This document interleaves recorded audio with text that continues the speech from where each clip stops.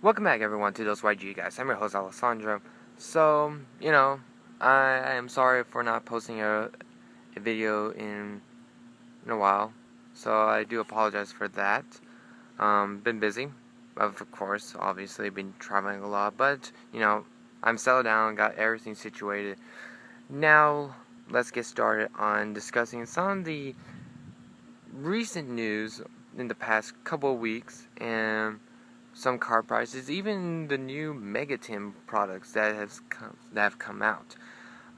So let's get started. So let's get started with the Megatins. I think that one's the most recent one. I'm gonna be honest. I love the Megatins. The reprints is amazing. So far, I've been doing some pretty good pulls. Draco Sack is one. Divine Dragonite of Felgren. That's another one. Some Sylvan cards. Rainbow Kribo. Some Bujin cards. So that's something that I am really excited about.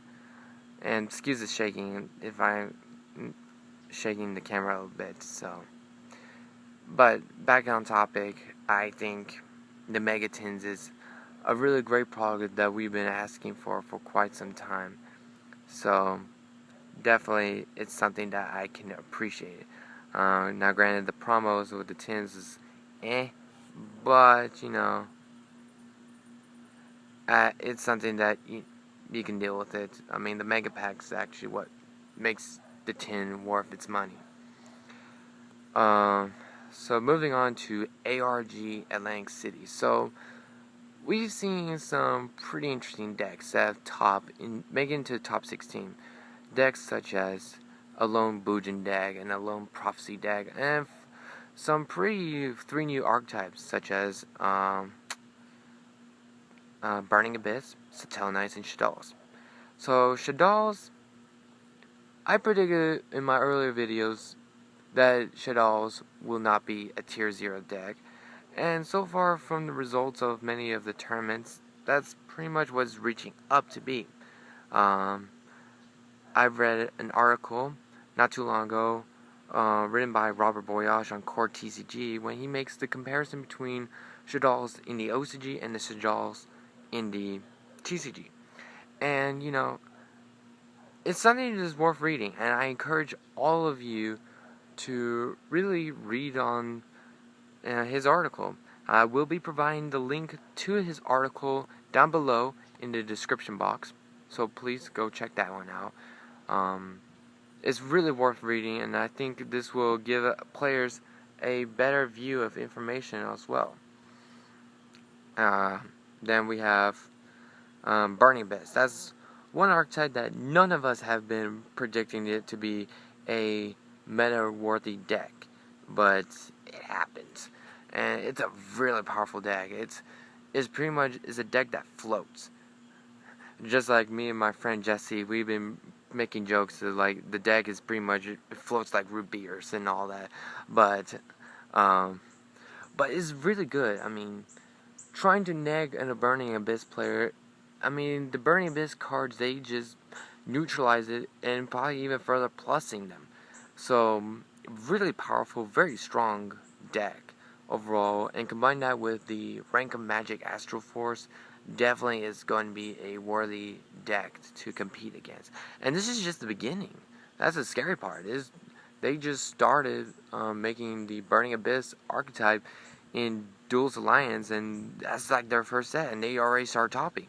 So I am looking forward to what further direction they can take with some of the Burning Abyss cards and even the archetype itself. So definitely I'm looking forward to see how that deck goes and all about. And then finally, Satellites. Yes, Satellites won the ARG Atlantic City. I underestimated the deck. I'll be honest. I thought that without Shockmaster and all the cards that are being legal in the OCG and that are not in the TCG, yeah, Satellites have proven me wrong, and I think it's a pretty strong deck. And I'm pretty impressed how people re-innovated the archetype and make it to adapt to the TCG meta game.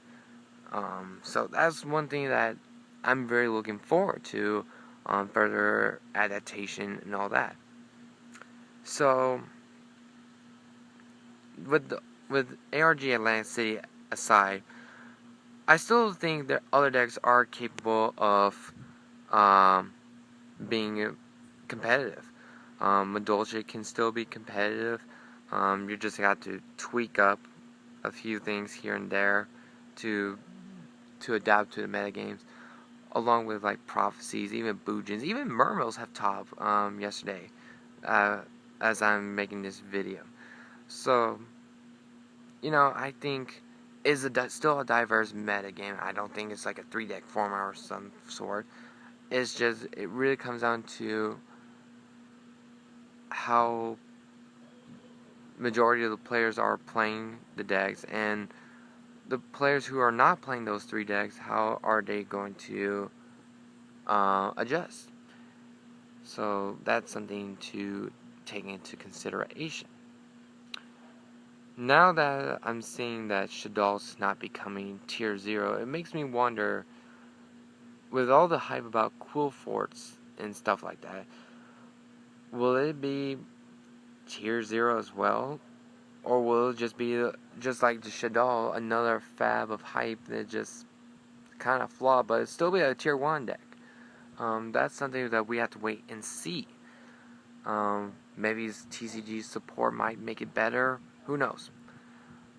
And then finally, last but not least, some of the card price hype. Dante going up really high, like around $51 or so, average. Wow. Kind of wish I have a Dante already before that, but I guess that's not going to be the case. Kind of blows. But, it is pretty incredible, and it's pretty powerful as well. Then what else? Vanity's Emptiness, going for $33 to $40. I think that's ridiculous, the price. I mean, looking back, I bought 4 Vanity's Emptiness around 2012, just before Mermals and the Abyss Rising booster set come along. And to be honest, I mean, they were like going for, each one of them going for like $3 to $4 a pop. And now seeing the current card price for each one of them that's ridiculous. And to be honest, now I kind of wish Konami should reprint pretty much the entire Star Strike Blast, because it's ridiculous. Like, when they reprint one, another one will go up in price. It's just ridiculous. I really hope they reprint it in the Legendary Collection 5 set or something. I mean, this is something is ridiculous, and I don't know if this is going to be something like Vanity's Emptiness will get hit in the future ban list, or is going to get a reprint. I don't know. I think this is ridiculous how prices are going right now. And speaking of ridiculous prices, now with the recent hype about Spell Chronicles, I think this is ridiculous. I think it's just a social media fab, and I think it's one of the most ridiculous things, and it's very gimmicky. If you don't know what this Spell Chronicles is about, it's basically, it requires like a certain card combination between like Blackluster Soldier Envoy beginning or Phantom Chaos, treating as Blackluster Soldier Envoy beginning. Then you need a Banisher Radiance, Spell Chronicle, benching Okazi, I think that's what it's called. The spell card that inflicts 800 burn damage to your opponent. And then, what it's called, and a Primal Seed as well. And of course you need also a Primal Seed in your hand.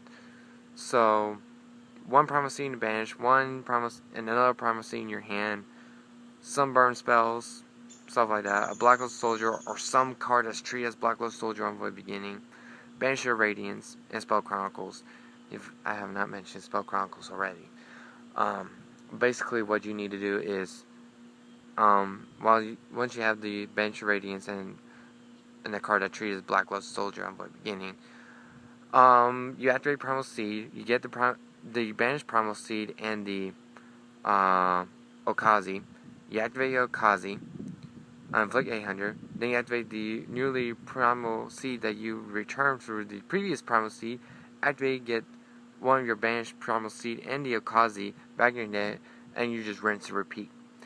And funny enough, the deck itself can be treated as an anti-meta, but personally I don't think it's a competitive deck. I think it's a gimmicky anti-meta stun deck, because what I mean by anti-meta stun is the fact that it's good against Burning Abyss and Shadows because they rely on having stuff in the graveyard.